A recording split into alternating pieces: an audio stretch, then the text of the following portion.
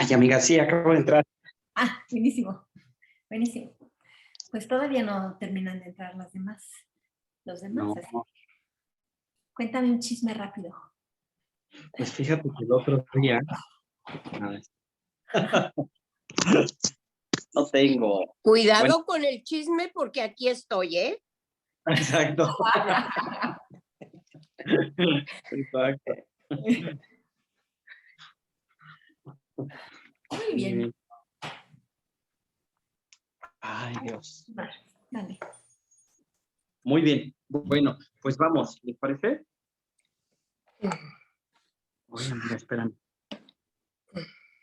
Ya. Oigan, espérenme. Uy, qué raro. ¿Qué te pasa? Ah, ya quedó, perdón. Es que como que se me pasmó y no los veía, pero bueno. Entonces, miren, ya hemos hablado del vínculo, de las secuelas adultas y eh, volviendo un poco, ya les platicamos del estudio ACE, ¿no? El curso pasado lo profundizamos, lo hablamos y Suge y yo hablábamos en la pausa, platicábamos que el estudio ACE para nosotros es un parteaguas, porque el parteaguas no es tanto el estudio en sí, sino la pregunta que nos plantea. La pregunta que nos plantea no es ¿qué hay mal en ti? No, la pregunta es ¿qué cosa viviste para actuar como actúas ahora? ¿Mm? Esta es la pregunta eje. De tal forma que para nosotros todos los síntomas son adaptaciones de la infancia ante los puntos 6 que ahora en la edad adulta ya no son funcionales. O sea, cuando yo veo a una persona sufrir de ansiedad, de bipolaridad, de depresión, mi pregunta no es ¿qué le sucedió adentro? La pregunta es ¿qué le pasó en su infancia que para sobrevivir tuvo que crear este síntoma? Los síntomas son las pautas que nos permitieron sobrevivir en la infancia, pero que de adulto se vuelven disfuncionales. ¿Y qué es? Entonces, la respuesta está en el pasado. Respuesta está en preguntarnos. La pregunta es, cuando veo a un cliente con sus síntomas, es ¿qué tipo de infancia tuvo para tener que generar este tipo de conductas? Hasta lo más bizarro y raro tiene respuesta en este pasado. Y cuando vamos hacia el pasado, descubrimos casi siempre las experiencias ACE, ¿no? Violencia física, abuso, alcoholismo, adicción, y podríamos pasar mucho tiempo, un año, profundizando en cada una de las experiencias y sus secuelas. Pero más allá del estudio ACE está la particularidad con la que se vive cada experiencia. Quiero decir, para todas nosotras puede ser escandaloso un abuso sexual, porque es romper la intimidad, porque hay un tabú cultural en la sexualidad, porque está mal visto, pero ya en la subjetividad de la violencia, de, de, del abuso, hay muchos rangos de cómo se vive esto. Por ejemplo, no es lo mismo un abuso sexual del vecino que del primo, que de papá, que de tu tío al que te cuida y te quiere. Estas subjetividades no hay estudio que le pueda hacer honor, ¿no? Esta particularidad solo la vas a ir descubriendo en la entrevista, en el día a día, y te vas a empezar a encontrar que no siempre lo más escandaloso es lo visible. No siempre el trauma se encuentra en la violación, en el golpe, sino que muchas veces se encuentra en el contexto que facilitó que eso sucediera. O sea, una violación es devastadora y escandalosa, pero en algún momento tendremos que empezar a platicar qué contexto facilitó esto. Y con contexto no solo me refiero a lo familiar, me refiero a lo cultural, a lo político, a lo religioso, ¿no? Cuando una persona se decide sanar un abuso sexual, no solo tiene que confrontar a su abusador, tiene que confrontar a los testigos silenciosos, a lo que le dijeron sobre su feminidad, a la cultura, a la religión. Es muy normal que un trauma nos lleve a cuestionar y a simbrar toda la estructura. Con los años que he ido leyendo libros, hay un montón de términos sobre trauma, ¿no? Hay trauma histórico, trauma oculto, trauma personal, trauma cultural, trauma social, trauma institucional, pero creo que en el fondo todas describen la sensación de indefensión, ¿no?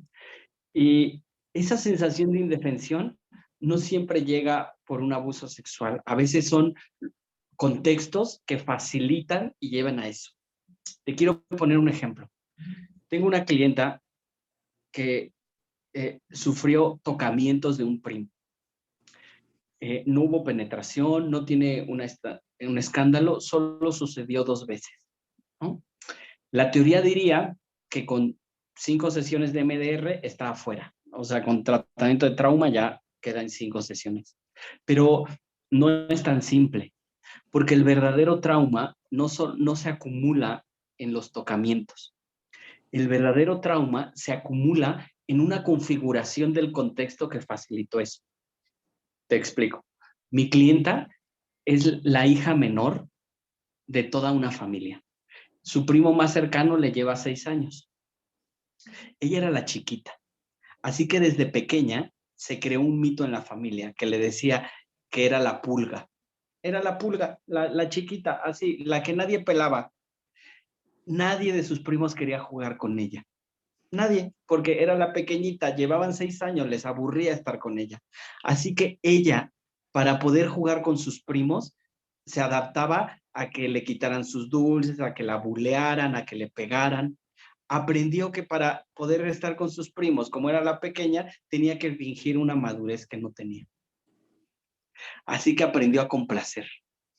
Para cuando el primo la toca, ella ya sabía complacer y asumió que era una experiencia más de lo que estaba viviendo. Yo sé, cuando mi clienta me plantea esto, yo sé que lo aparentemente escandaloso podría ser el abuso sexual, pero para mí es más escandaloso el contexto que no le pudo dar un lugar y que ese contexto termina por facilitar el abuso. La terapia nos ha llevado meses, si no ya casi un año, no de tratar el abuso, sino de tratar el contexto de la niña pulga, ¿no? El contexto de la niña que complació. El abuso es lo que termina por quebrar todo. Entonces, es muy normal que cuando empezamos a estudiar trauma nos dejemos apantallar por lo escandaloso.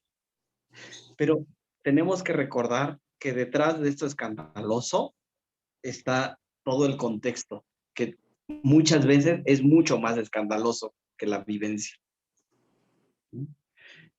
Y ahí en ese contexto es donde están los cuidadores, los que nos cuidan. La violencia se presenta de muchas formas, algunas que ni siquiera hayamos predecido. El estudio ACE no puede abarcar toda la cantidad de cosas que puede vivir un humano, ni la subjetividad con la que se vive.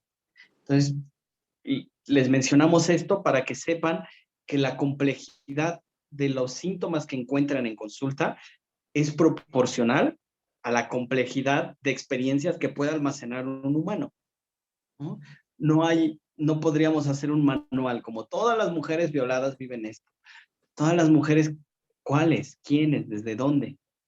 De tal forma que observar la violencia no es una tarea de conocimiento, No tienes que acumular conocimiento, no tienes que saberte todos los tipos de violaciones y todos los tipos de maltratos y todos los tipos de negligencia. Ayuda, está muy bien que lo aclares. Pero lo que necesitamos más es que de la sintonía, del vínculo que crees, te permitas explorar la historia de tu cliente. Sepas quién es, de dónde viene, en qué contexto, por qué sucede, quién estaba alrededor.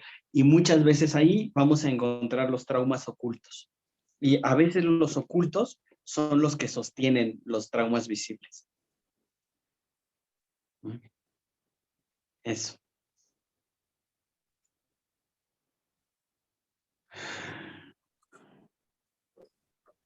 Bien. ¿Alguna duda, comentario?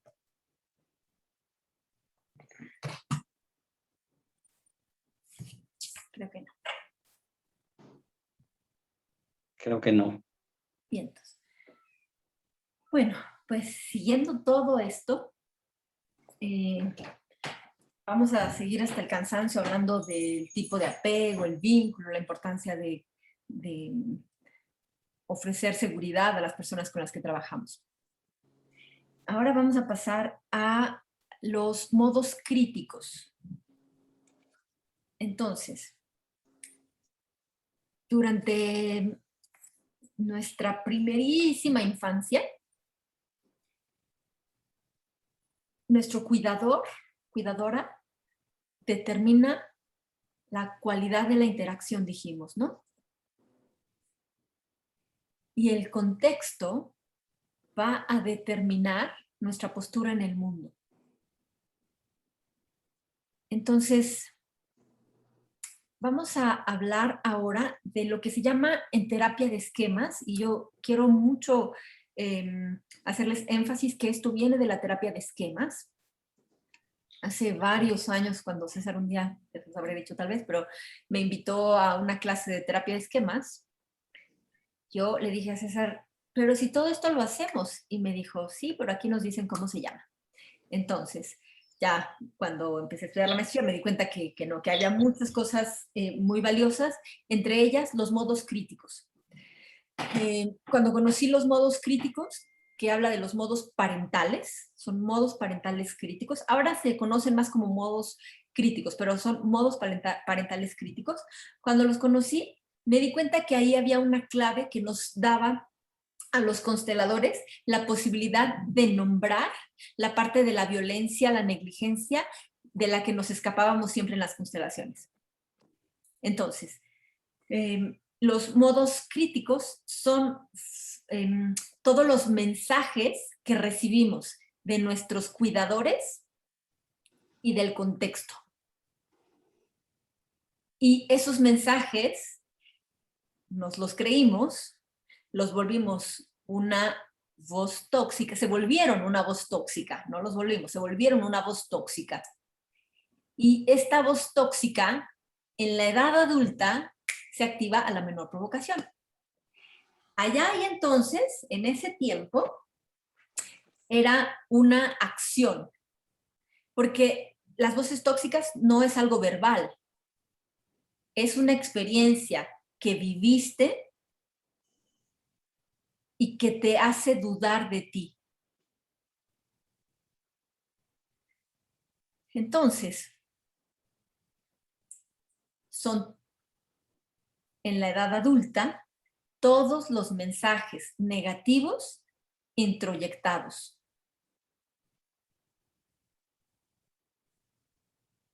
Y te repito, están dados por cuidadores, padre, madre, abuela, tías, profesores y todo un contexto, todo un colectivo.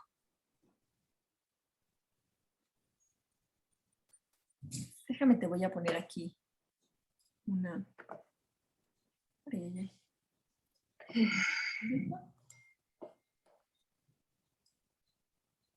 Ahí ves mi pantalla.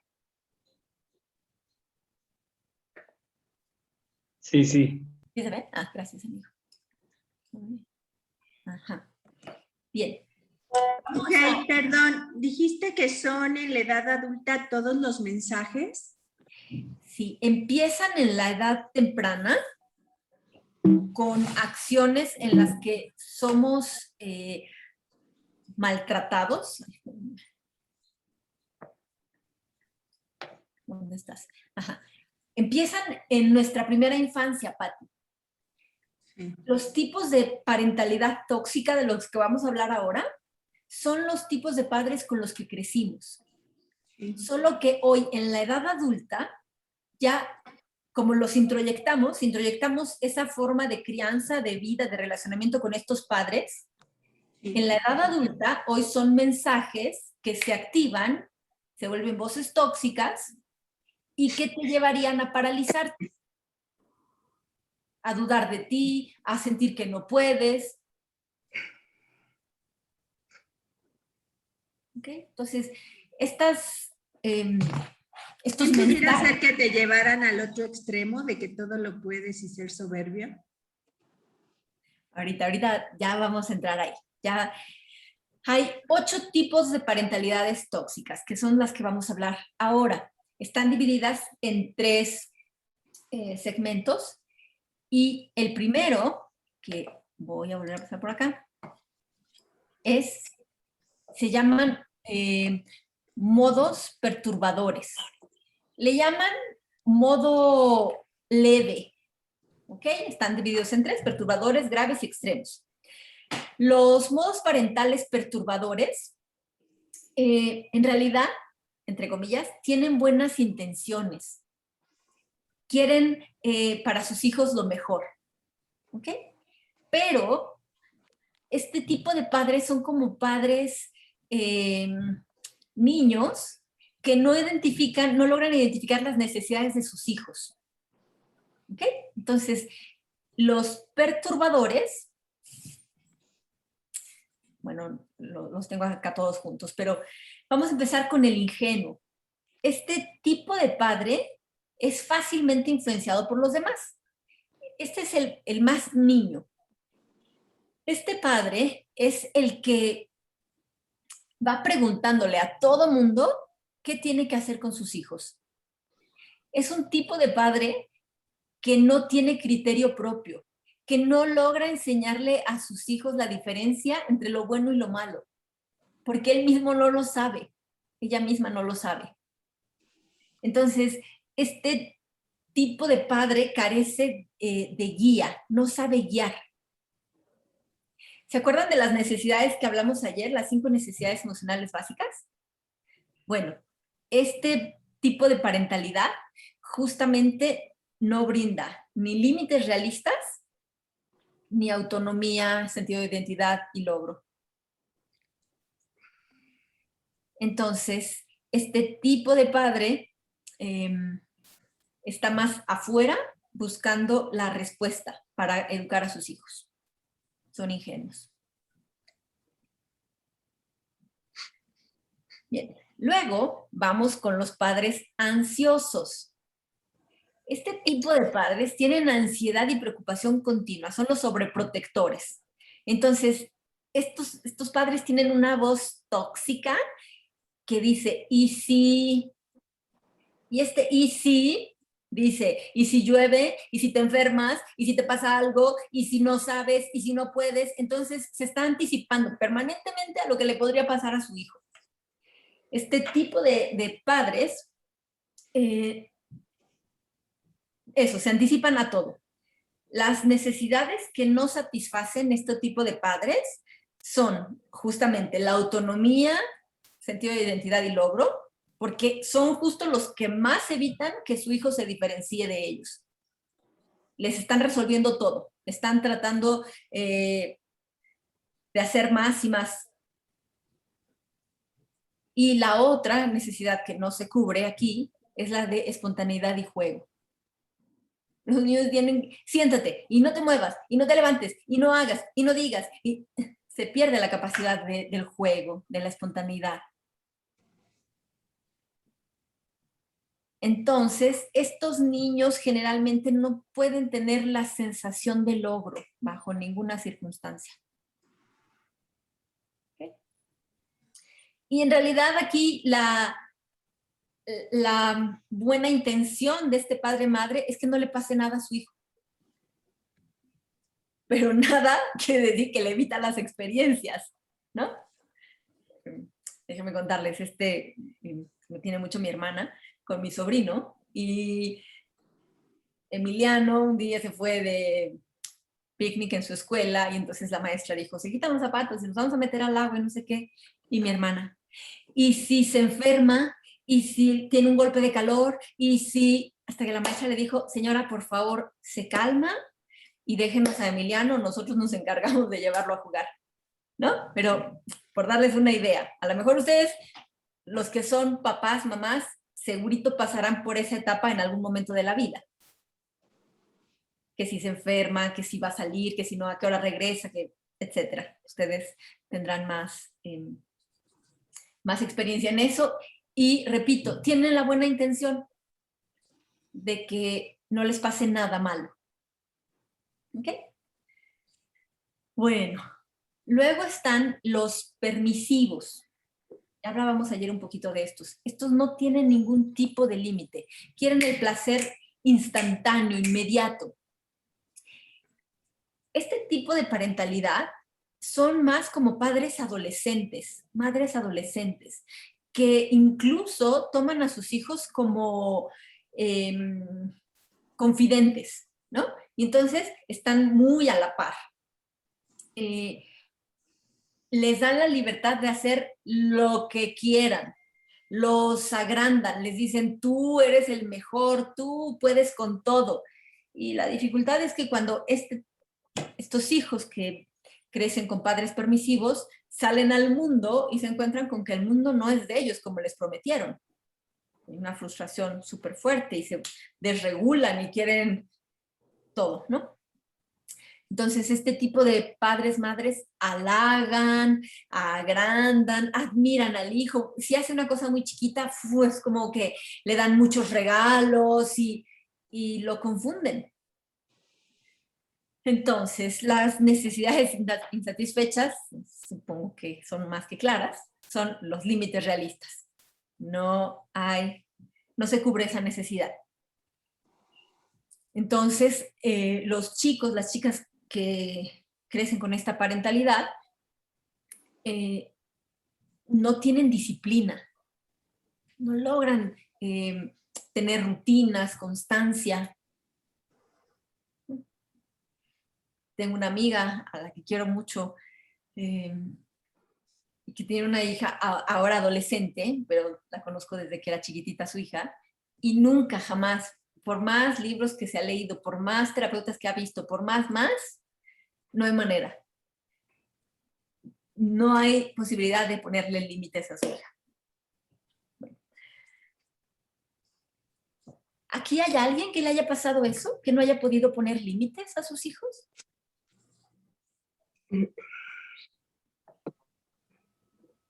¿No? Yo.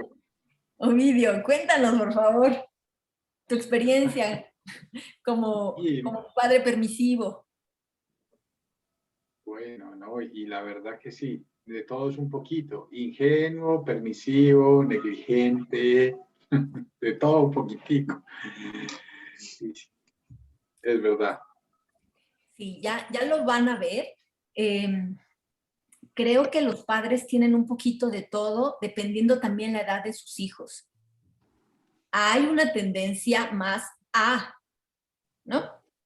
Ya vamos ahora a mirar más en detalle los otros, pero estos perturbadores, repito, tienen mucho la buena intención de que sus hijos estén bien. ¿Okay? Claro, y sobre todo pues en mi caso algo muy ansioso, ¿no? Porque en el deseo de quererlo hacer bien, pues genera mucha ansiedad. Algo en lo profundo decía, hay que hacerlo mejor, pero ¿cómo? No sabía que primero tenía que hacerme cargo de mi propio niño, porque todo lo que estaba haciendo era dándole lo que recibí, libertad total. Tal cual, tal cual. Entonces, déjame hacer un pequeño ejercicio. Ovidio, tú, todavía no vamos a los graves ni extremos, pero tus padres, ¿reconoces alguno de estos tres de los que ya hablamos, de los perturbadores, ingenuo, ansioso, permisivo? ¿Viviste con tus padres algo así? Sí, pues ¿Sí? creo que también todos tuvieron un poquito de eso, negligencia y permisividad. Ajá, ok. Al ratito llegamos a la negligencia, pero quédate en la parte de la permisividad. Y cuéntame, ¿Sí? hoy, en tu edad adulta, en algunas cosas, ¿se te va la... ¿se te van los límites? Sí, yo creo que sí.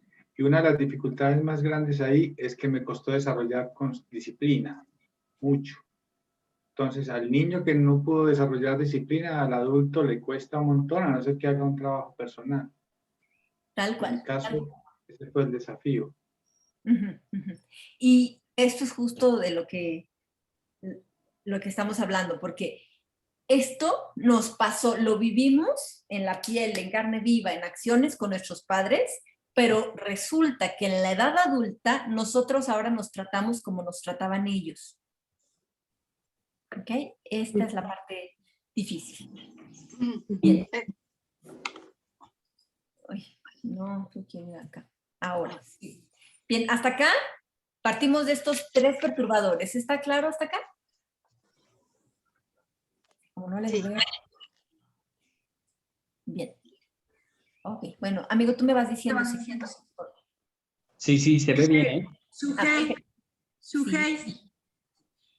Sujei, y por ejemplo, y que yo identifico que mis cuidadores fueron permisivos, pero no me dieron nada tampoco. ¿Es en otro? O sea, no me satisfacían todo, no. Entonces, Pero son me más... dejaban como libre a que yo hiciera lo que quisiera. ¿Ese es otro tipo? Ese es otro tipo, exactamente. Ah, ok. Bueno, Exacto. gracias. Sí. Bien, entonces, tenemos justamente el tipo de parentalidad grave. Ya aquí vamos a encontrarnos con la dificultad. Y aquí vemos que este tipo de parentalidad ya empieza a ser difícil validar las buenas intenciones de los padres, madres. En la primera era muy fácil porque quieren lo mejor para sus hijos, pero en esta ya empieza a costar trabajo validar lo que piden para sus hijos o lo que le piden a los hijos. Este tipo de parentalidad, esta categoría, carece de empatía y son rígidos cuando alguien expresa desacuerdo con ellos. Entonces, este padre empuja a su hijo a que haga lo que él no pudo hacer. Entonces, por eso ya se empieza a poner grave, porque la buena intención que tiene para su hijo en realidad es para sí mismo, para tener algo para sí mismo. ¿Ok? Entonces, acá tenemos la parentalidad victimizada, que se sienten con derecho de ser cuidados. Entonces, este tipo de parentalidad cree que su hija, hijo es responsable de lo que les pasa. Y entonces se sienten con el derecho y además lo exigen que esos hijos a los que les dieron la vida ahora los tienen que cuidar. Entonces, a través del sufrimiento y la victimización, es como el chantaje, es como mantienen atados a los otros emocionalmente. ¿Hay alguien aquí, no digo madre, que se viva victimizada, pero a alguien le tocó vivir, crecer con una madre victimizada? Que le decía, por tu culpa, yo no estudié, por tu culpa, yo no pude hacer, me tuve que quedar con tu padre, etcétera, etcétera. Algo así, cosas que se ven todos los días en la terapia. ¿A alguien le pasó? Yo, Sujei, Marisela. Ah. Ok. ¿Tú viviste con una madre Mi victimizada? mamá tenía mucho ese modo, lo tiene. Ujú. Ajá, Ok. sí. Ok, muy bien. Gracias, Marisela. Entonces, la sensación de seguridad de esta madre-padre depende de sus hijos. No sé si incluso les ha tocado ver madres que después de que los hijos empiezan a irse a estudiar o se casan, pierden su sentido, su razón de ser. Y empiezan a deprimirse, enfermarse y dicen, es que mi vida ya no tiene sentido, ya me siento agitada todo el tiempo. Bueno, es este tipo de padre-madre victimizada.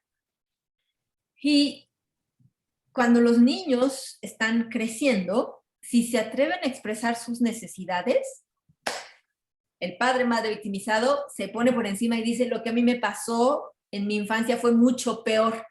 ¿Tú de qué te quejas? Si tú por lo menos tienes dónde vivir. Entonces, lo que el hijo pueda expresar como dolor es aplastado por algo más fuerte, por lo que le pasó a sus papás. Entonces, las necesidades emocionales que no se cubren aquí, tenemos otra vez autonomía y logro, sentido de identidad, y juego y espontaneidad. Los niños no pueden jugar. Aquí son niños parentalizados, tienen que cuidar de sus papás. Entonces, no se pueden ir tampoco. No sé si a alguien le pasó, Marisela, a ti te pasó, o a alguien más, que cuando lograron irse finalmente sintieron mucha culpa, porque esa es justamente la condición de este tipo de parentalidad. Bien. Bueno, pues vamos al siguiente grado. Perdón. ¿Sí? La manera en la que yo lo viví sí fue muy fuerte porque incluso estando ya casada y con mis hijos, era así como que los dejé, o sea, no, tenía yo que estar casi diario con mi mamá y con mi papá también, porque era así como que aunque mi papá no fue un papá victimizado, ni mi mamá sí, tenía que estar como cuidándolos todo el tiempo y ellos aparte me exigían de esa manera de ven y resuelve esto, de ven y haz esto y ven y tienes que estar aquí. No.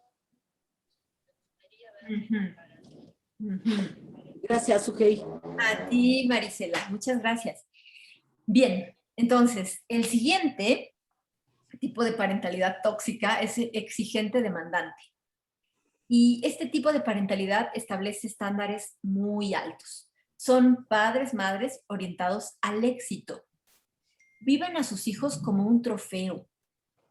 Entonces les ponen todas sus expectativas y les dan una responsabilidad total. Ya eres grande, tú ya te puedes hacer cargo. Entonces, estos hijos, hijas, se presionan para alcanzar el éxito. Una posible frase de este padre-madre es, tienes que ser el mejor, la mejor. También se los habré dicho ya muchas veces. Mi mamá tiene una frase, mi mamá es predominantemente exigente demandante y tenía una frase cuando yo era niña que decía, si tú quieres ser basurera, a mí no me importa, me da igual, pero tienes que ser la mejor basurera, ¿no? Entonces, es esta carga que te ponen, esta exigencia de que tienes que cumplir con el estándar más alto. Pero hay padres, por ejemplo, una colega que tiene una frase que usa mucho, una frase de su papá que decía, a los que no les va bien son unos pendejos, ¿no? Entonces, es como que para que no seas un pendejo, tienes que estar todo el tiempo arriba, ¿no? Este tipo de parentalidad ya se le agregó también la parte abusiva. Y estos padres critican y desaprueban mucho a los hijos, lo que los lleva a la culpa, a la vergüenza y al fracaso, ¿no? Entonces, necesidades emocionales insatisfechas, aceptación y conexión, que es como que no te aceptan como eres. Este tipo de padres tienen la base, la frase que dice, así como eres, no quiero que seas. Quiero que seas como yo quiero, ¿no? Y la otra necesidad que no se cubre es el juego y espontaneidad. También diría que en este tipo de parentalidad están los hijos parentalizados, porque hay que crecer rápido para resolverle a los papás. Hay que darles lo que ellos piden y quieren, ¿no? ¿A alguien creció, vivió o es padre, madre, exigente, demandante? Yo, No? Sujei, Adri, cuéntanos, por favor. yo viví exigencia demandante, pero también con negligencia. La exigencia no era con palabras, era con acciones. En mi ambiente se entendía que había que dar lo máximo y por lo tanto yo sentía que había mucha negligencia. Solamente se cubrían las necesidades, vamos a decir, básicas de casa, comida, pero no necesidades emocionales. Ya. Sí. Está muy claro. Y lo dices muy claramente, Adri, porque como lo dijimos antes, a veces no es verbal lo que los padres, no es lo que dicen los padres, sino todo el contexto que sostiene eso. En esta familia todos tenemos que, aunque así no es. lo hagan. Y a lo mejor lastima más porque sientes que no encajas ahí. Todo el tiempo sientes que no encajas. Sí, una de las características de las personas que crecimos con esta parentalidad es que hagas lo que hagas, no es suficiente y no encajar. Es como, ¿qué más tengo que hacer? ¿Cuál es mi lugar? ¿Para dónde voy? Sí. Así es. Gracias. Así es. Gracias. ¿Alguien como papá, mamá, se reconoce acá? No tiene que ser, pero me gustaría saber si hay alguien que pueda compartir. Yo, Sujei. ¿Tú, Marisela? Marisela, yo me reconozco ahí con mis hijos. Gracias por compartir. De hecho, ayer nos diste un ejemplo muy claro, ¿no? Con tu hija, cuando le decías cómo comer y qué hacer, que está entre gente demandante. Sí, y exigente. Sí, buenísimo. Gracias. A ti. Muy bien. Entonces, déjenme ver si... Los extremos o este tipo de, esta categoría ya es crítica máxima. Este tipo de padres no están aptos para cuidar. Aquí ya nos vamos a encontrar padres con algún trastorno, padres con adicciones, padres que no saben cómo cuidar a sus hijos. Causan mucho daño. El daño puede ser tan profundo que requieran acción inmediata para detenerlos. Aquí ya hablamos de padres golpeadores, aquí sí ya es un contexto evidente. En los otros dos está lo que decía César antes, ¿no, César? Como están estos traumas sutiles que también impactan, pero ya en los extremos está a todo lo que da. A todas luces se sabe que esos niños están en riesgo en esos contextos. Entonces, la figura de referencia es muy perturbadora. No calma, no da paz, no es capaz de cuidar. Entonces, empezamos con el negligente.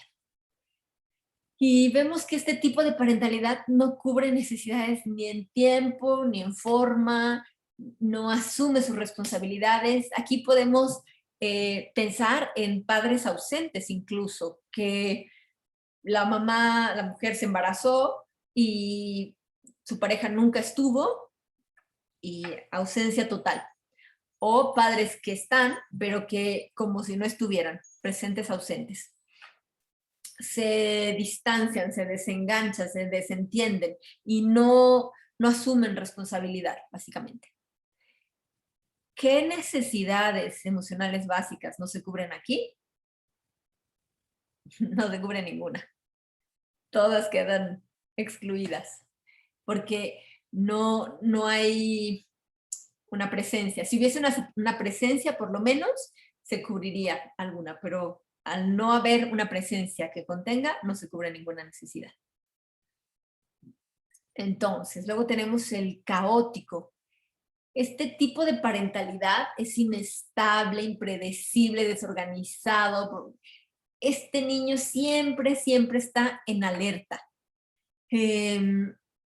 Está ensimismado en sus propios problemas y este tipo de parentalidad no tiene capacidad de ver a un otro.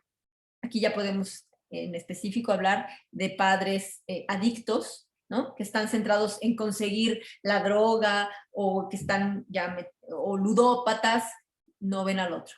Pero causan mucho caos, por ejemplo, padres alcohólicos que de repente llegan a la casa y crean un desmán y los niños están todo el tiempo en alerta. Justo en estos días me tocó trabajar con una mujer que me dijo, mira, lo que yo más quisiera en la vida, una mujer guapa, joven, independiente, etc. Me dijo, lo que yo más quisiera en la vida es tener una pareja. No sabes cuánto quisiera poder sentirme amada. Y entonces, ella es psicóloga, entonces su comprensión hasta ahora ha sido, no puedo estar con una pareja ahora porque he tenido una serie de parejas que no he cerrado los ciclos con ellas, algo así. Y yo digo, ojalá fuera eso. Hacemos rituales, cierres y ya está, ¿no? Pero de repente me dice, bueno, si no fuera mi tema, el de pareja, el que más quisiera trabajar, otro que me es necesario, importante revisar, es el insomnio. Y digo, cuéntame más. Y bueno, llegó al punto donde dice que cuando ella tenía entre 6 y 7 años, desde antes, pero que especialmente en esa época, su mamá la levantaba, iba por ella, que estaba dormida, la traía y la ponía en medio entre su papá y ella. Y que su papá golpeaba mucho a su mamá y que entonces ella tenía que hacer todo lo posible para que su papá no le pegara. Entonces, este padre caótico causaba un nivel de desorganización en el sistema donde ella decía, pobre de mi mamá, que nunca se pudo ir, pero ahora veo que mi papá, por su historia, bebía mucho y pobre, por eso le pegaba a mi mamá. Todo caótico. No tiene ningún sentido esto. Entonces, cuando ella empieza a ver que no puede dormir porque se imagina que su papá, cuando ella no está, hace poco se fue de casa de sus papás, cuando ella no está, entonces su papá la sigue golpeando. Este es un ambiente caótico. Esta es una parentalidad caótica. ¿Okay? Bueno, aquí, ¿qué necesidades emocionales insatisfechas? Para empezar, quien crece en este estado de alerta no conoce sus necesidades, no sabe que tiene necesidades, porque justo está hiperalerta, ¿no? Pero básicamente la que más necesitaría reparar es la de la conexión y aceptación. Eso. Y luego viene el padre punitivo. Este tipo de parentalidad constantemente, continuamente, humilla, golpea, intimida, abusa, y la característica es que este tipo de parentalidad es cruel. Se considera el peor tipo de parentalidad. Aquí el padre-madre considera a su hijo su enemigo. No lo ve como hijo. Por eso decimos que estos 3 tipos de parentalidades extremos no son aptos para cuidar. De hecho, como viven a su hijo como enemigo, le hacen pagar todo lo que les podría hacer o todo lo que alguien más ya les hizo. Entonces, cuando una persona adulta que vivió en un contexto así crece, cuando ya es adulta, con lo que va a tener que lidiar es con su autodesprecio, con su incluso mutilación, fantasías suicidas. Aquí ya encontramos conductas autodestructivas. Y aquí todas, ninguna necesidad se cubre.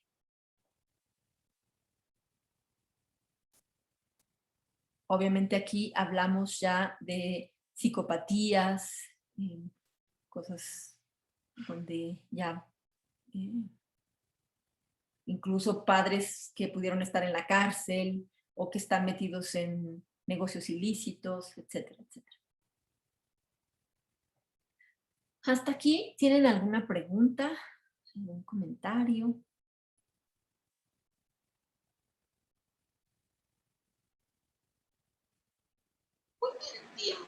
Pues a lo mejor es muy pronto, Sujei, para preguntar. Yo estuve en esa, con papás de esa manera, ¿Sí? pero también me noto que en el inicio de mi vida, cuando nació mi primera hija, también los primeros 4 años la trataba de esa manera. Y ahorita que tú hablas de eso, me hace sentir muy, muy, muy mal. Muy, muy, muy mal porque pues mi primera hija es, bueno, mi hija, ella, Nabil, hay muchas cosas que no las puede trascender y sí la veo así como tú estás diciendo en este momento. Yo digo, ¿por qué mis otros 2 hijos son tan exitosos, tan más sueltos de su vida y que resuelven y todo? Y ella está a veces tan atorada en tantas cosas. Ok. ¿Y tú has hablado con tu hija de esto, Marisela? Sí, he empezado hace unos años a hablar. Antes no podía resolver ella muchas cosas, ni no teníamos buena relación. Y hoy en día tenemos, yo creo que como 2 o 3 años que hemos estado hablando poco, porque tampoco se presta mucho. Y antes la que yo no me prestaba, pues digo, la que no se prestaba era yo. Pero sí en este momento me hace sentir muy, muy sensible o muy vulnerable el que yo haya vivido eso, porque voy checando los puntos y pareciera que los tuviera todos, ¿no? En la forma en la que me trataron mis papás. Y ahorita cuando das ese último, pues sí noto que a Nabil, en los primeros 4 años yo la traté de esa manera humillante. Sí. Así lo hice. Eso es. ¿Cómo estás ahora que nos compartes esto, Marisela? Pues me da tristeza, una culpa en la que me hago cargo, que sé que lo hice. Y pues sí, buscar la manera en reparar. En el módulo pasado le hablé a Nabil en el momento que lo sentí, le dije, Nabil, ¿cómo podría yo reparar todo lo que te hice cuando eras niña? ¿Cómo lo podríamos hacer ahora? Ok. Bien. ¿Me das chance de decirte algo, Marisela? Gracias. Sí, claro, ¿Sí? por favor. Mira, encuentro muy rápida esa pregunta para ella, porque es como decir, Ajá. ok, sí, ya vi qué pasó, ya me desperté y ahora quiero hacer algo. Y justo lo que ayer les decía era que la reparación no parta de la culpa. Porque si parte de la culpa, Okay. Entonces no la ves a ella. Más bien lo que quieres es quitarte la culpa tú. Sí, lo entendí. Eso que me estás diciendo lo entendí despuesito en la tarde y ella no me contestó rápido ni me ha contestado. Sin embargo, yo he hecho algunas cosas y ella también la veo que se ha acercado para otras, más que ahorita está, ella tiene un hijo de 8 años y ahorita está esperando bebé. La veo que en este momento siente esa necesidad de acercarse, porque ella misma me decía que no sentía ahorita tener ese bebé, pero que ya estaba, porque ella misma sentía que no podía cuidar. Ya. Bueno, eso respecto a tu hija, pero regresando a ti, Marisela, diría justamente eso, que es una intervención que obviamente se nota que te tocó profundamente y que la llevaste hacia afuera para buscar solucionar, ¿no? Mi sugerencia sería más bien que tú empieces a trabajar tus propias memorias del caos en el que tú creciste. Porque si no ahora, rota así como estás, ir a tu hija rota y querer reparar, lo único que va a crear es o compensación de tu parte, querer darle mucho, o castigo de parte de ella, donde ambas vuelvan a quedar expuestas.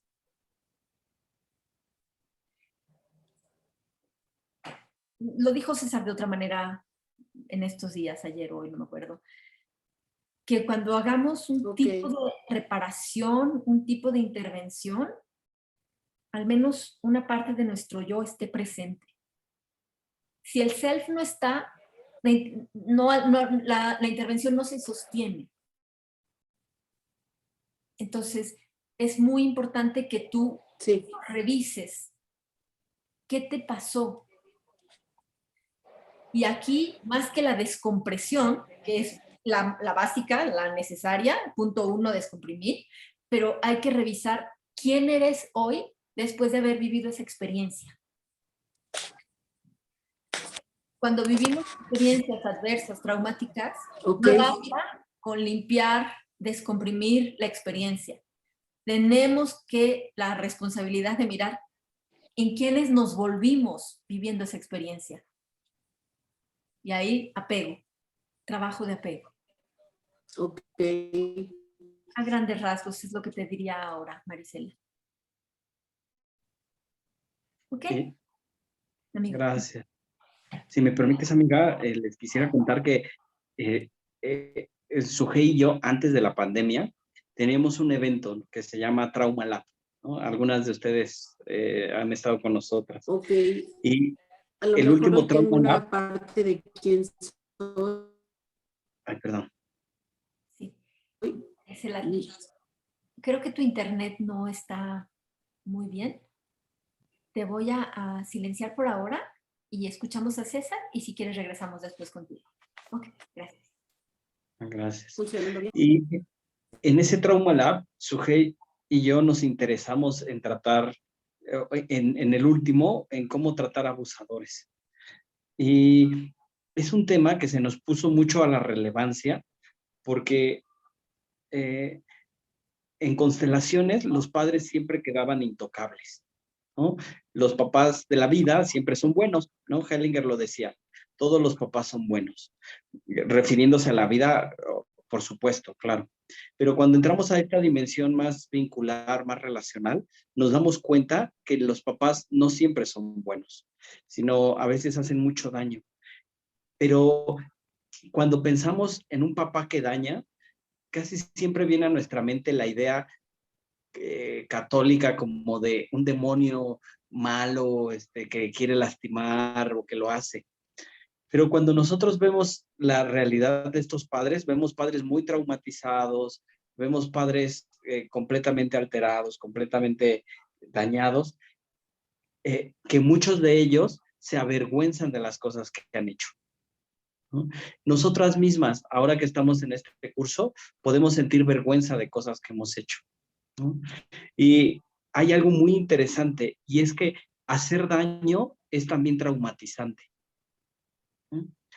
Muchas veces pensamos en el trauma como lo que nos hicieron, pero si ampliamos la dimensión del trauma, nos damos cuenta que hacer algo a alguien es traumatizante, ¿no? Por ejemplo, atropellar a alguien, humillar a alguien, atacar a alguien. Yo mismo, no voy muy lejos. El mes pasado peleé con mi esposa y le dije, tu mamá es una tonta que nunca te apoya. Eso le dije. Hoy me avergüenzo. Ya después vamos a hablar de los modos. Pero le dije algo muy feo, la lastimé. Y no solo la lastimé a ella, yo mismo lastimé la imagen que tengo de mí. Yo mismo, que soy el terapeuta vincular, sabio, elevado, dije algo terrible, lastimé a alguien y tengo que entonces modificar mi visión de mí mismo. Me pregunto, ¿quién soy? O sea, ¿qué pedo? ¿Por qué? ¿Por qué he tomado terapia? ¿Por qué le dije eso? ¿Por qué la dañé? Sabía que la iba a dañar. ¿Por qué lo hice? Y algo muy importante es ser buenas con nosotras. No bueno con lo que hicimos. Eso no hay que justificarlo.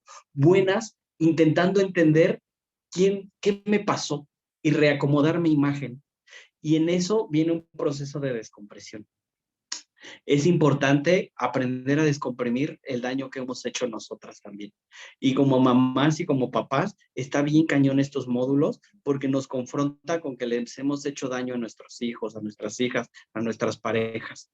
Pero que sepas que siempre hay oportunidad de reparación, pero que como lo dijo Sujei, empieza contigo, en donde tú te consideres un ser traumatizado por el daño que has hecho. Suena raro. Regularmente pensamos en la traumatización como lo que me hicieron, pero esta es otra dimensión. Si yo humillo a mi hijo, tengo que tratar eso que yo le hice como un trauma. Aunque yo haya generado un trauma, es un trauma para mí porque tengo que modificar la percepción de quién soy. Tengo que aprender a perdonarme, a transitarlo, a vivirlo, a experimentar y a darle coherencia. Y creo que hasta entonces hay paz. El camino de haber sido un abusador es muy fuerte, es muy fuerte. Quizá lo vayan a encontrar en sesiones, ¿no? Ya lo vamos a hablar después. Pero ser abusador no es algo simple. Transforma nuestra propia visión, nos avergüenza, nos lastima. Y creo que transitar eso nos va a ayudar. Después de que le grité a mi esposa, estuve muchos días descomprimiendo esto, sin excusarme, sin huir de esto, sin querer sacar una excusa. Dije, yo la lastimé, yo lastimo, no con culpa, explorando, curioseando. Entonces descubro que tengo mucha ira contra mi padre, ¿no? Yo estoy muy enojado con mi padre porque me lastimó mucho, porque me humilló. Y creo que mi esposa me recordó, no lo justifica. Una cosa es descomprimir yo y otra cómo me voy a acercar a ella después, ¿no? Y entonces lo primero fue acercarme y contarle, decirle, te quiero contar quién soy. Yo soy un niño que fui maltratado, tal, ¿no? Y le digo, y si en algún punto puedo reparar, puedo ayudar. Y ella me vio y me dijo, con entenderte me ayuda. El que tú me hayas ayudado a entenderte es una primera reparación. Yo pensé que eras un pinche güey loco, zafado, que de repente me dijo una tontería. Ahora que me cuentas, entiendo. No lo justifica. Yo lo asumo, la lastimé. Pero el contarle al otro quién soy, aclara. Entonces, muchas veces con nuestros hijos tenemos que co-construir una historia conjunta, con nuestras parejas, co-construir una historia donde se nos entienda. Y creo que ahí es el primer paso de la reparación. Tratar el daño que hemos hecho como un trauma, porque ha modificado mi percepción de mí. Y creo que ahí estamos muchos papás, que la hemos regado, y la regamos, pero no poquito, cabrón. Pero no es un espacio para sacar el látigo y darte, es un espacio para decir quién soy, quién fui, qué me pasó. Buenísimo. Bueno, pues me gustaría pasarles un video que complementa todo lo que hemos visto.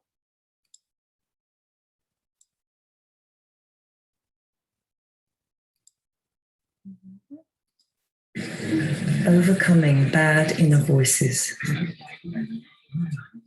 We don't often think about it and may never discuss it with others at all, but pretty much everyone has voices in their heads, a murmuring stream of thoughts that run along inside our minds most of the time. Sometimes the inner voice is encouraging, calling for you to run those final few yards. You're nearly there. Keep going. Or urging you to calm down because you know it will all be okay in the end. But sometimes the inner voice is simply not very nice at all. It is defeatist and punitive panic-ridden and humiliating. It doesn't represent anything like our best insights or most mature capacities. It's not the voice of our better nature. We find ourselves saying, "You disgust me, things always go to shit with you," or "You useless little idiot." Where do inner voices come from? An inner voice always used to be an outer voice. We absorb the tone of others, a harassed or angry parent, the menacing threats of an elder sibling keen to put us down, the words of a schoolyard bully or a teacher who seemed impossible to please. We internalized the unhelpful voices because at certain key moments in the past, they sounded compelling. The authority figures repeated their messages over and over until they got lodged in our own way of thinking. Part of achieving happiness and maturity involves altering our inner voices, which means encountering equally convincing and confident, but also helpful and constructive varieties of voices over long periods and taking care to internalize them. They might be the voices of a friend, a therapist, or an author. We need to hear them often enough and around tricky enough issues that they come to feel normal and natural responses, so that eventually they come to feel like things we are saying to ourselves. They become our own thoughts.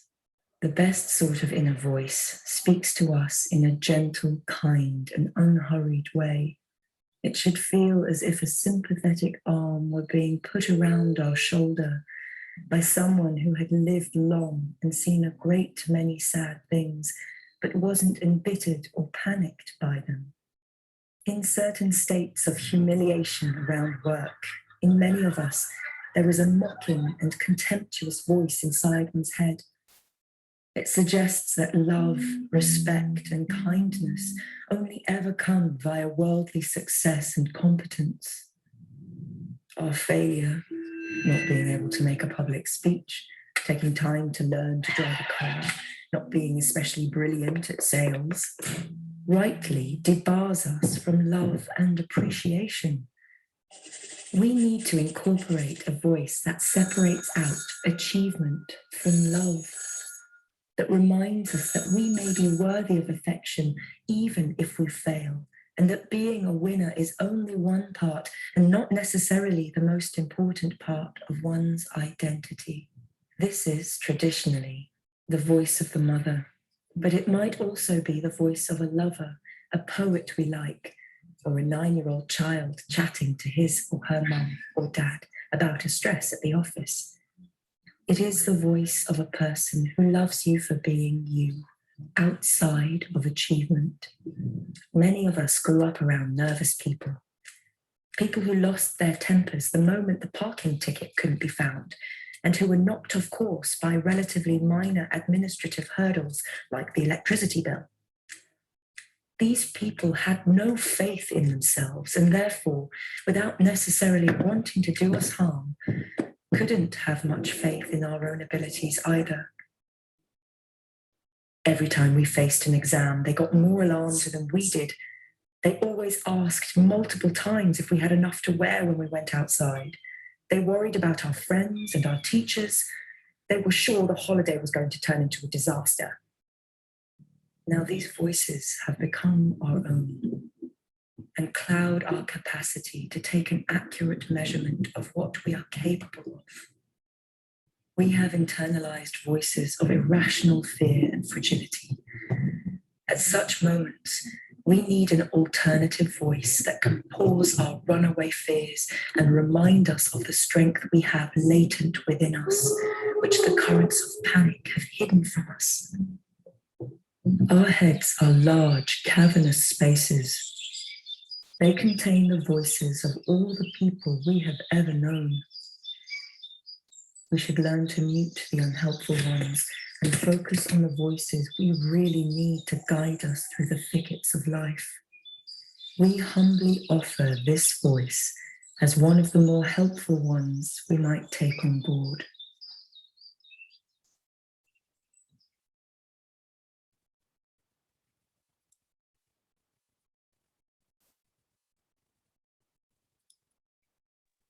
Buenísimo. From a young age, we're taught it's a terrible thing. So when Muy bien.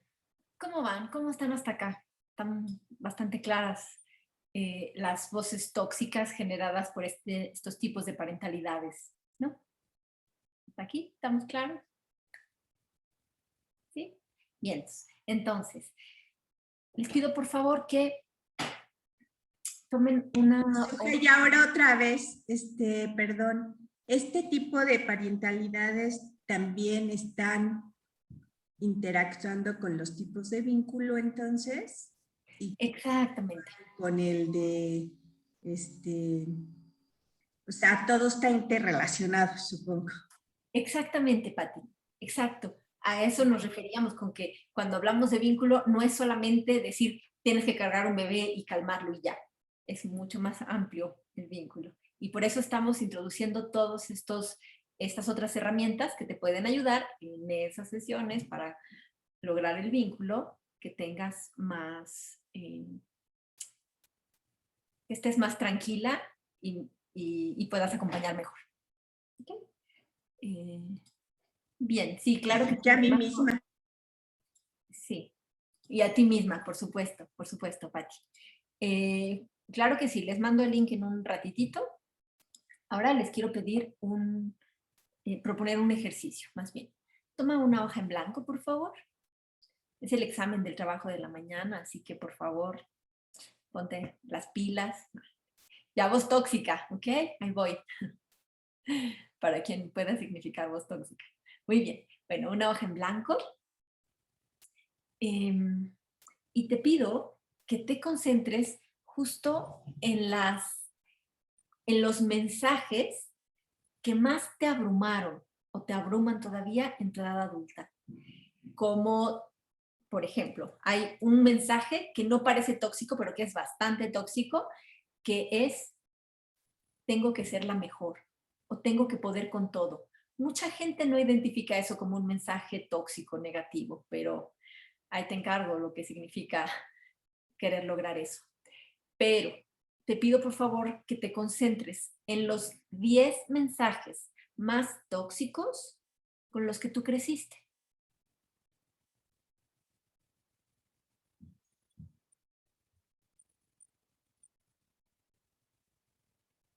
Te voy dando ejemplos, ¿eh? Eres malo si no cuidas a los demás.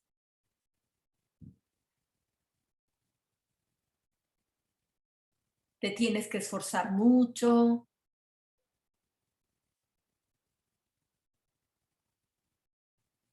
No mereces nada. Todo estaría mejor sin ti, etc. Busca con qué mensajes creciste. ¿Ok? Los 10 más perturbadores para ti.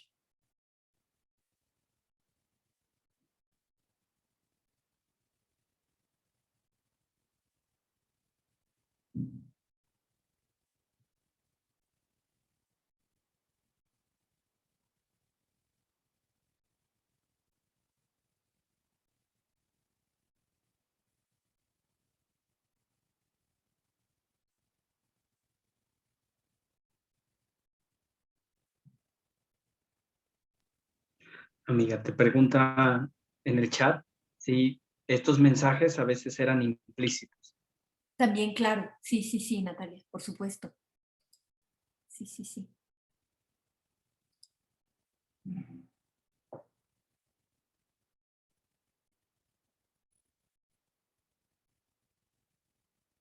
Entonces, por favor, ve anotando tus frases y a quién se la escuchaste, quién te las dijo o quién te la hizo sentir.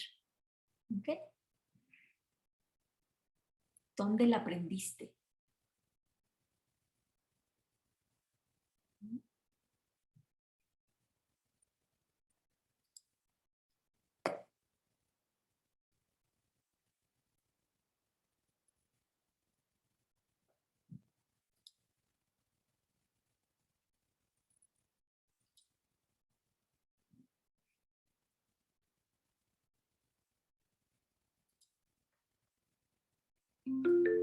esto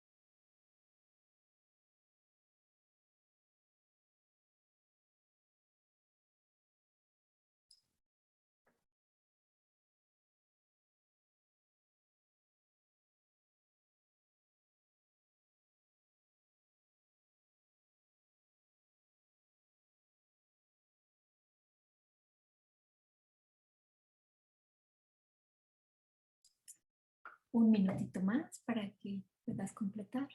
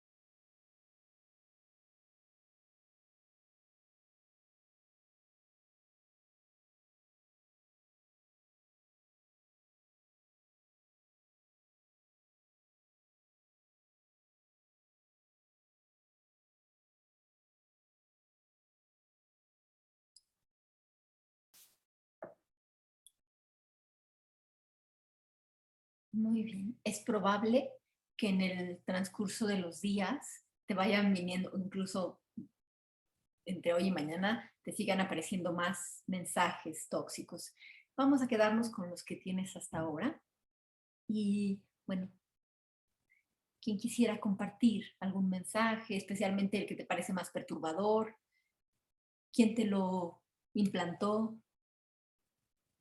¿Cómo pasó? ¿Quién quisiera compartir?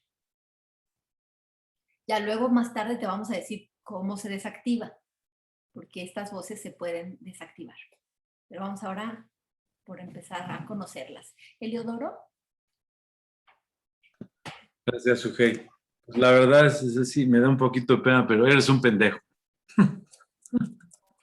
¿Quién te decía eso, Eliodoro? Padre.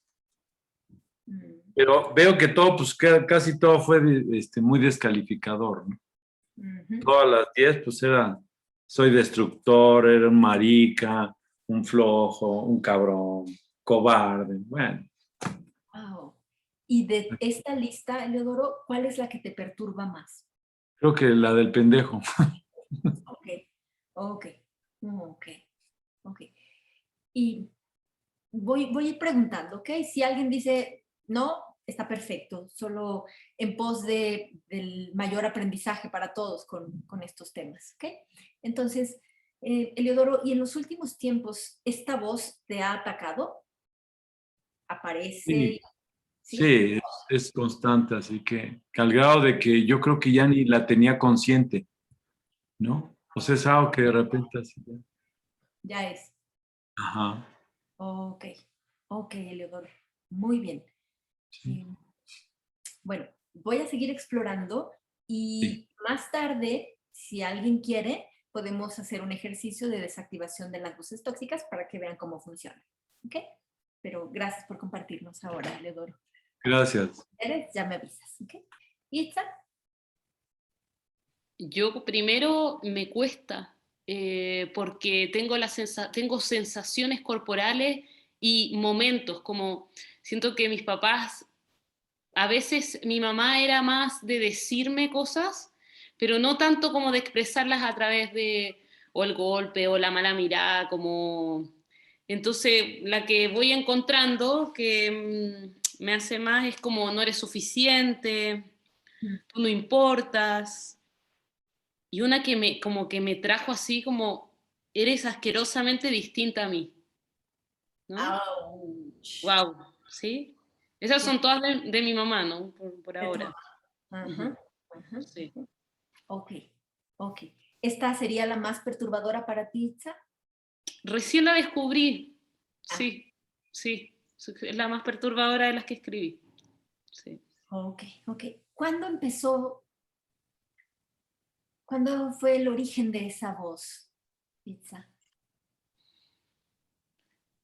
Yo tengo la sensación que mi mamá como que sentía un rechazo cuando yo nací. Oh. Tengo esa sensación, ¿no? Entonces, nunca, quizás cuando me di más cuenta era cuando ella decía cosas así como, que eres tan fea, ay, que eres asquerosa, como cosas así, siendo muy niña. Entonces eso genera que de repente no lo había notado, hasta ahora que a veces como que digo, me miro y digo, no soy yo, como algo así, ¿no? Como no reconocerme dentro de lo bello que podría tener, ¿no? Algo así. Oh, buenísimo, buenísimo. Gracias, Itza. María de la Luz.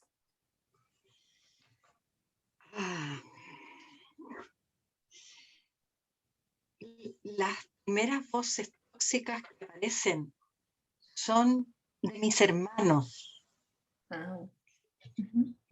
Una hermana y un hermano mayor, que eres un estorbo, eres tonta, no sé para qué te tuvieron, frases todas relacionadas con ese, ¿no?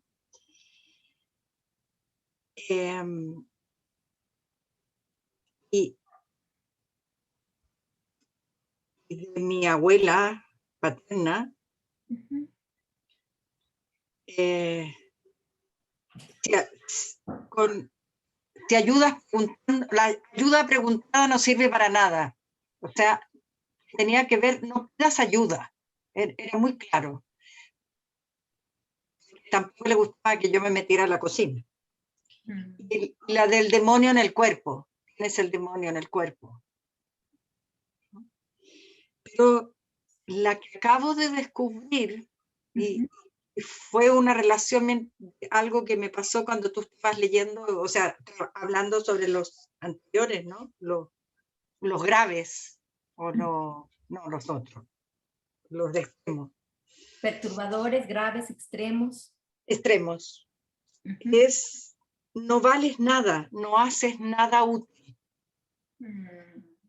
Y yo pensé que esa frase venía de mi abuela, que tal vez también, pero cuando tú hablabas, recordé una experiencia muy dolorosa con mi madre hace unos 30 años, en que después de empezar a trabajar como maestra de Reiki, como éramos muy pocos, yo tenía muchísimo trabajo y viajaba a distintos lados a dar cursos.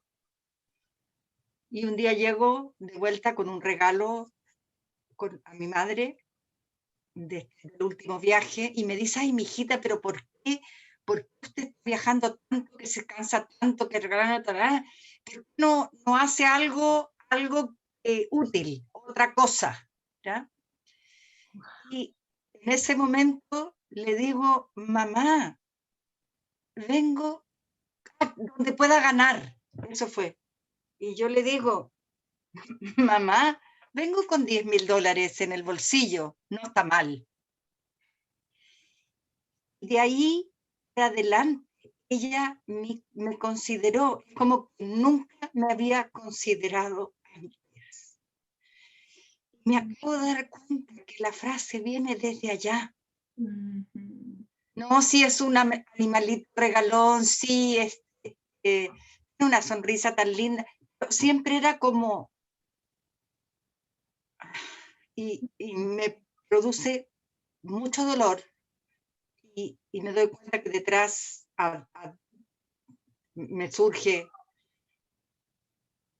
lo que surgió ese día. Mamá, vengo con $10,000 en el bolsillo. Yo valgo, pero no valgo por lo que hago, sino que por lo que soy. Eso. Muchas gracias por compartir, María de la Luz. Tiene toda la secuencia. Poder nombrarlo, lo acallaste en ese momento, pero en realidad cuando tú le dices a tu madre el logro que tuviste, en realidad en vez de liberarte de eso, fue como que le diste justo lo que tanto te pedía. Exactamente. ¿Sí? No sé si esto es claro, porque aquí es donde se agudiza el modo parental. Es decir, una madre exigente, demandante, que hagas algo útil, que tal. Y cuando tú dices, pero mira, sí lo soy y sí lo logré, y para ti es desde un lugar de logro, pero no solo económico, sino de esta soy. Entonces, ahí, en vez de mirarte a ti, miró que lo que ella te pedía se cumplió.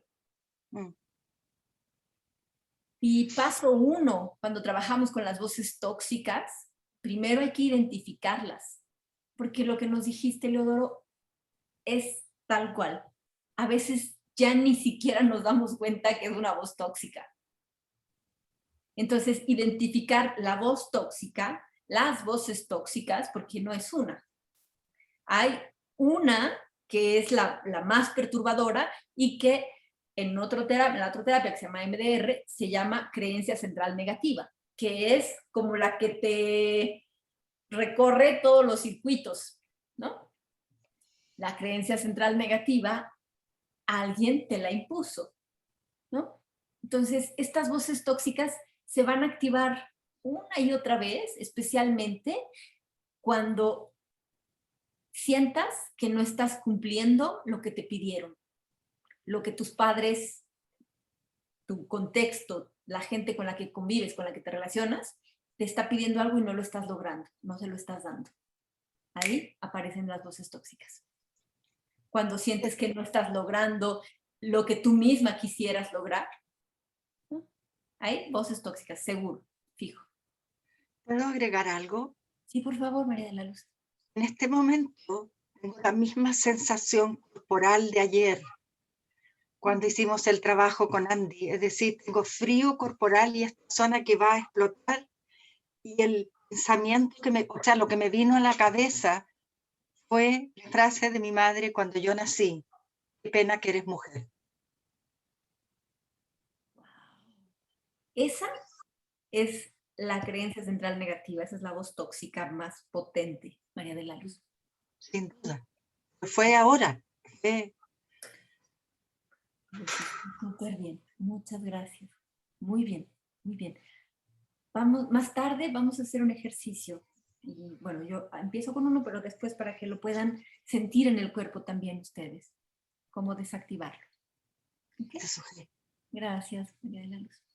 Bien, ¿alguien más quisiera compartir? Dale, por favor, Cristian, y luego Adriana, por favor. Adriana. Bueno, a ver, hay una que como que particularmente yo creo que me está afectando ahora, ¿no? Y que estoy como en pugna con ella, que la identifico hace bastante tiempo, pero claramente no logro deshacerme o desintegrarlo, ¿no? Pero que es, mi hijo va a cambiar el mundo. ¿Ah? Que lo escuché muchas veces de niño y bueno, a través del trabajo, la terapia, las constelaciones, me di cuenta de lo que eso provocó en mí. Y como puntualmente, ponte tú, eso me afecta en distinguir bien mi vocación. O sea, estoy en trabajos siempre que son súper espectaculares. Me cuesta poner límite, porque por muy espectacular que sea, tiene que tener un límite, y cuando no logro poner ese límite, claro, abuso de mí al final, ¿no? Como en lo que entrego, porque tengo que cambiar el mundo, entonces para cambiar el mundo requiere mucho tiempo, ¿no? Entonces, me da risa que, o sea, me llama la atención que me río también al decirle, pero muy triste a la vez. Entonces, sí, eso me doy cuenta. Y que esta, como dijimos al principio, suena que no es una frase tan tóxica, ¿no? Porque mi hijo va a cambiar el mundo. Y a veces los hijos verdaderamente creen esa frase, si no preguntémosle a Jesús, y esta frase está llena de sacrificio. O sea, te tienes que entregar porque tienes que entregarte al mundo. Y hace que me cueste disfrutar de lo simple. En una dimensión de la vida, ¿no? No, por suerte no en todo, pero en una dimensión de la vida me cuesta tanto disfrutar de lo simple que sí, es jodido. Sí. Lo que diría que la necesidad emocional básica menos, por lo menos en esta frase que compartes, menos satisfecha, es la del juego y la espontaneidad. Tal cual, sí. Eso. Bien, gracias, Cristian. Adri Lobo. Hola, Sujei. Hola. Pues, bueno, primero les comparto, estuve en muchos lados, pero logré mi vacuna, la primera, entonces estoy muy contenta. Ahí andaba, pero bueno. Pero de la frase, y hemos trabajado un poco, pero sí me viene cada vez más claro que es, si no obedeces y si no complaces, no te quiero, ¿no? Y sí viene de mi papá, totalmente, ¿no? Y tiene que ver con, porque, o sea, una vez sí fue, no sé por qué no eras como tu hermana, ¿no? Es tan fácil con tu hermana, tú eres tan rebelde, por eso no te quiero, así, ¿no? Adolescente, sí, no se olvida. Y la otra un poco en el mismo sentido de la culpa por sus acciones cuando era, tú eres tan rebelde que no pude más y me conseguí un amante porque ni con mi mamá me entendía por ti. Que es tremendo, ¿no? Pero es una manera de inculparte o de hacerme responsable por sus carencias si yo no complazco y no obedezco, ¿no? Pero sí ha sido muy fuerte y sí la consecuencia actual para mí también cada vez es más obvia en lo que he vivido de mis relaciones. O sea que, si te estoy entendiendo bien, Adri, tu padre puso sobre ti la responsabilidad, la culpa, la carga de que él no estaba bien porque tú eres rebelde y porque no te entendía. Sí, sí. Y aparte, y por eso no me quería, porque cómo me iba a querer siendo tan rebelde. Y lo peor es que no soy rebelde, eso me queda claro. O sea, eran pequeñísimas rebeldías, ¿no? O sea, sí era un tema de sumisión muy amplia. Pero este caso es perfecto para hablar de los padres victimizados, ¿no? Tu padre victimizándose de lo que le pasaba porque tú, la rebelde, pero en realidad lo que vemos es una niña complaciente que no corresponde a lo que él decía. Muy bien, buenísimo. Gracias, Adri. Bueno, vamos con Marta y cerramos esta parte.